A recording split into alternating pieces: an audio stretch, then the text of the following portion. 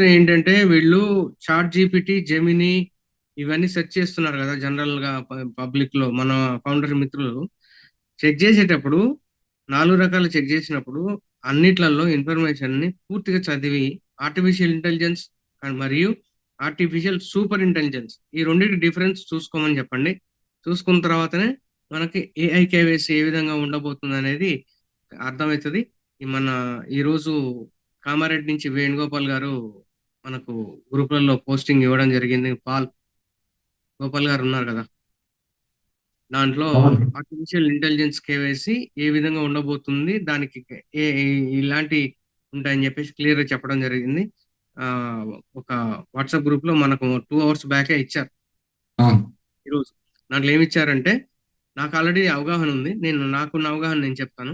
Artificial intelligence కేవైసీలో ఇప్పుడు జరిగిన KYC ఏదైతే జరిగిందో దానికి దీనికి పొంతన లేకుండా ఉంటుంది. అంటే కంపారిజన్ చాలా డిఫరెంట్ గా ఉంటుంది. అంటే ఆర్టిఫిషియల్ ఇంటెలిజెన్స్ కేవైసీ మనకు ఓ వెరిఫై లాంటిదే. ఓ వెరిఫై ప్రొడక్ట్ లో ఏమి ఉందో ఆర్టిఫిషియల్ ఇంటెలిజెన్స్ కేవైసీ అంటే అదే. కాకపోతే ఇక్కడ పేరు మార్చడం జరిగింది.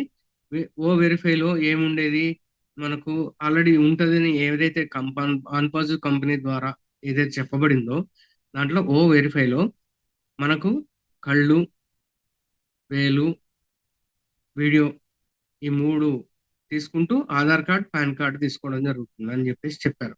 సో ఈ పాన్ కార్డు, ఆధార్ కార్డు అన్ని అడిగారు అంటే ఇక్కడ పాన్ కార్డ్ అడగటం అంటే డెఫినెట్ గా రెవెన్యూ సంబంధించింది అయితేనే పాన్ కార్డ్ అడుగుతారు.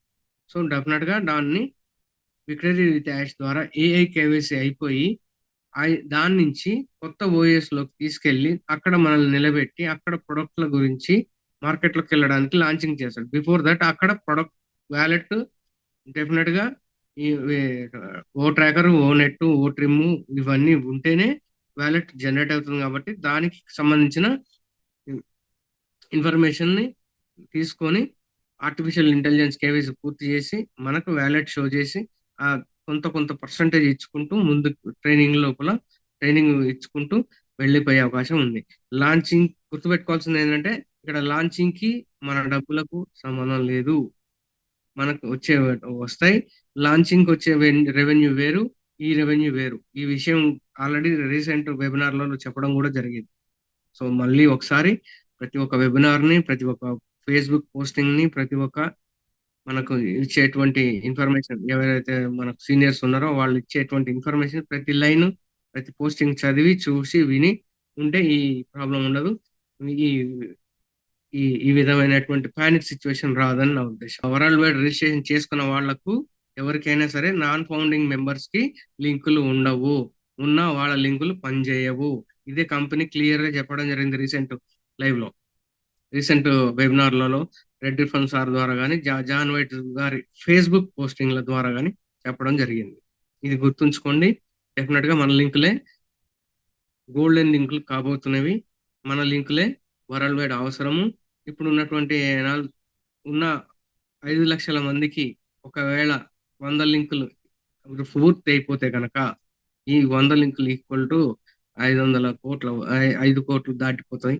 ఆ అదే రిజిస్ట్రేషన్ కంటిన్యూ జరిగితే కనుక 3 షిఫ్ట్లలో అంటే మనకు 24 గంటల్లో వరల్డ్ వైడ్ అన్ని దేశాలు కవర్ అయితే కనుక 3 షిఫ్ట్లు అంటే 24 గంటల్లో అన్ని దేశాల్లో అన్ని కవర్ అయితే కనుక 500 కోట్ల ఐడియల్ రిజిస్ట్రేషన్ 1 డే అవుతుంది.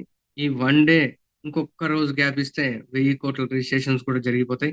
1000 కోట్ల ఇంటర్నెట్ యూజర్స్ ప్రతి ఒక్కళ్ళు దీనికి డెఫినెట్ గా రావాల్సిందే. ఎందుకు అంటే మన దగ్గర ఉన్న ముఖ్యమైన ప్రొడక్ట్ ఏంటి, అన్లిమిటెడ్ స్టోరేజ్ ఉన్నటువంటి ఓమెయిల్.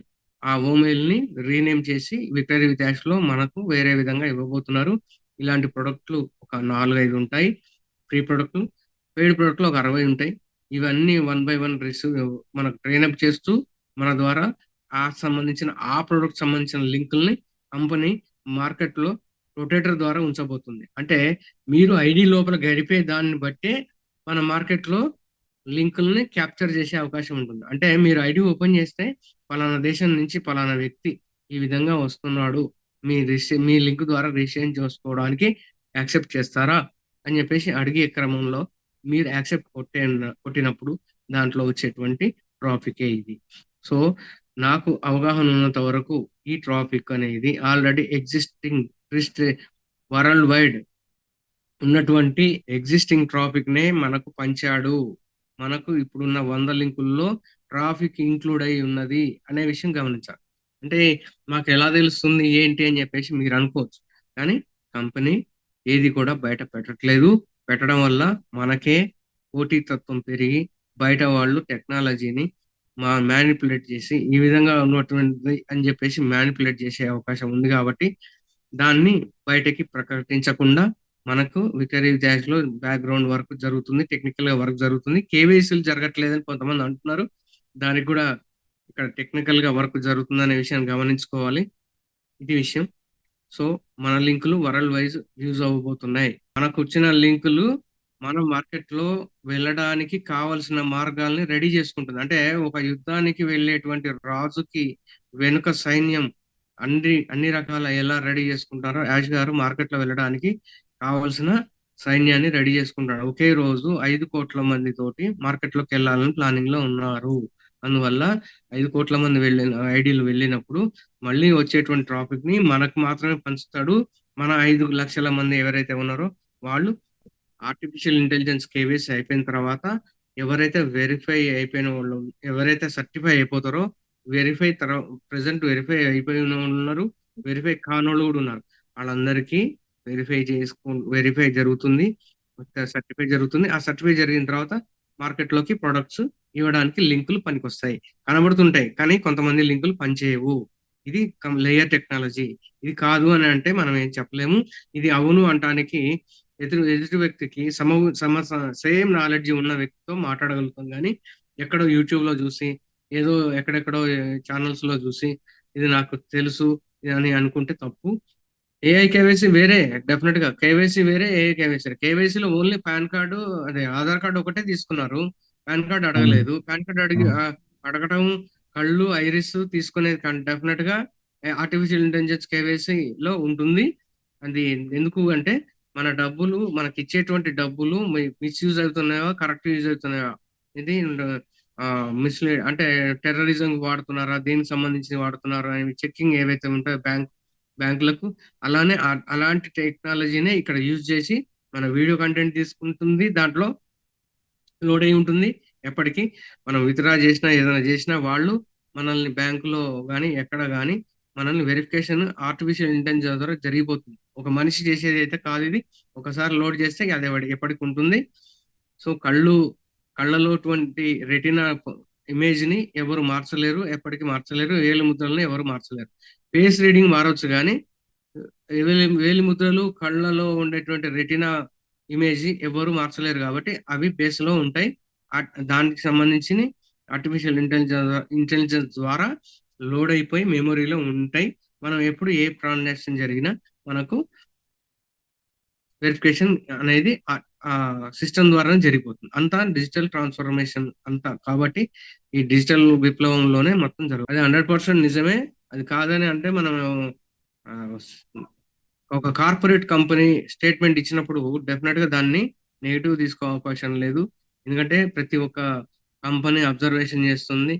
కొన్ని లక్షల కోట్ల మంది సోషల్ మీడియాలో చూస్తున్నారు. మనం ఇచ్చే స్టేట్మెంట్ కిను మన దగ్గర లీగాలిటీ, మన దగ్గర డాక్యుమెంటేషన్, డిజిటల్ డాక్యుమెంటేషన్ కానీ నార్మల్ డాక్యుమెంటేషన్ కానీ డెఫినెట్ గా ఉండి తీస్తేనే మనం ఆ స్టేట్మెంట్ ఇవ్వగలుగుతాం. లేకపోతే కంపెనీ సిఇఓలో మామూలుగా అలాంటి ఇవి ఇచ్చే అవకాశం లేదు.